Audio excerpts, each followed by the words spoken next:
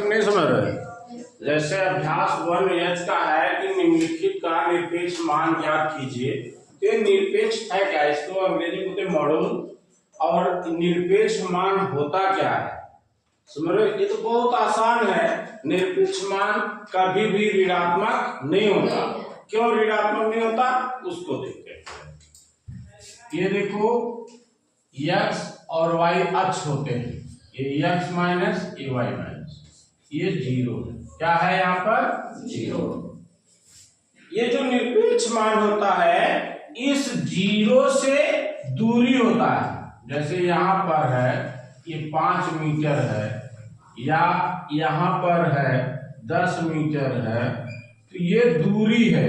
दूरी भी कभी ऋणात्मक में नहीं होती है। ये जैसे -10 है, ये -10 है, इसका मतलब इस इच्छांश में आया है। और अगर +5 है तो इसमें आया है। लेकिन कहने का मतलब ये दूरी है, दूरी नापी जाती है। दूरी कभी भी ऋणात्मक नहीं होती है। इसलिए ध्यान रखो कि निरपेक्ष मान कभी ऋणात्मक नहीं होता है। अब उसका देखो पहला है आपका 15/7 का निरपेक्ष मान। निरपेक्ष माने दो खड़ी लाइन, और इसको लिख देते हैं 15/7। यही आपका उत्तर है। दूसरा का देखो निरपेक्ष मान -11/8। अब देखो ये क्या हो गया, माइनस हो गया, लेकिन निरपेक्ष मान कभी भी ऋणात्मक नहीं होता, इसलिए 11/8 हो गया। तीसरा देख लो, तीसरा है -19/23। ये भी हो गया क्या 19/23। और चौथा आपका हो गया, इधर लिख देता हूं, चौथा हो गया -8/19। निरपेक्ष मान बराबर 8/19 हो गया। तो अगर कोई पूछता है तो आपको बताना है कि निरपेक्ष मान ऋणात्मक क्यों नहीं होता है। तो आपको बताना है कि वो जीरो से दूरी होती है। दूरी कभी भी ऋणात्मक नहीं होती है, इसलिए ये क्या है, निरपेक्ष मान कभी ऋण नहीं होता है। ये है, सरल कीजिए। पहला देखो निरपेक्ष 3/5 - 2/3। एक खड़ी लाइन खींच देना है, इसका लघुत्तम ले लेना, माइनस है 5 क्या है 15। ये हो गया 3 3 का 9, ये हो गया 5 दूनी 10, ये हो गया। फिर ये निरपेक्ष मान ये हो गया क्या 10 में से 9 गए, कितना गया 1, निशान क्या हो गया ऋण बटे 10, ये हो गया। अब बराबर 1/10। ये आपका उत्तर हो गया। सॉरी, ये जो है 1/15 और ये क्या हो गया 1/15। इसको दूसरे देखो, निरपेक्ष मान है 9 त्रिक 27, लघुत्तम हो गया। 3 गुणा इधर किया, ऋण 9 त्रिक 27 प्लस फिर इसका गुणा इधर किया 77, ये बराबर हो गया। इसको क्या करोगे घटाओगे, 77 में 27 घटा, 7 में से 7 गए 0, 7 में से 2 गए 5, निशान क्या हो गया प्लस बटे 27, ये हो गया। अब ये क्या हो गया 50/27, ये आपका उत्तर हो गया। इसको तीसरे को देख लो, निरपेक्ष मान 11/55, लघुत्तम हो गया 11 गुणा 11 38। नहीं, ये तो गुणा है, जोड़ घटाना नहीं, ये गुणा है। देखो ये क्या है आपका गुणा है।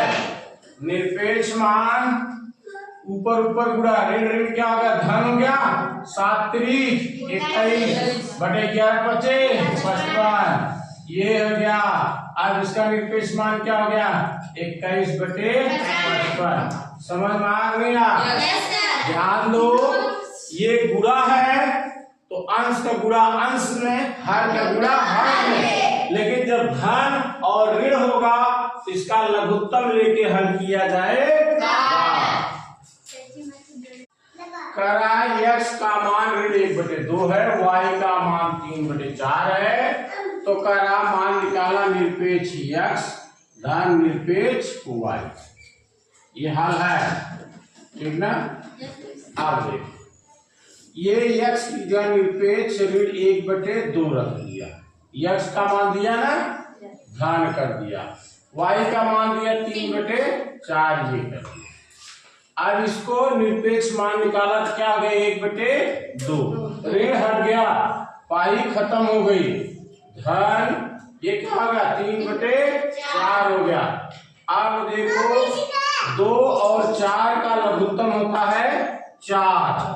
अब ये हुआ 1 गुणे 2 का भाग दोगे 2 दूनी 4, ये धन है धन, 3 गुणे 4 का भाग 4 में देखो बाहर जाएगा, 1 से अंश से गुणा कर दिया, तो ये क्या हो जाएगा 2 1 के 2 धन 3 1 के 3 बटे क्या हो गया 4, 3 2 5 बटे क्या हुआ 4।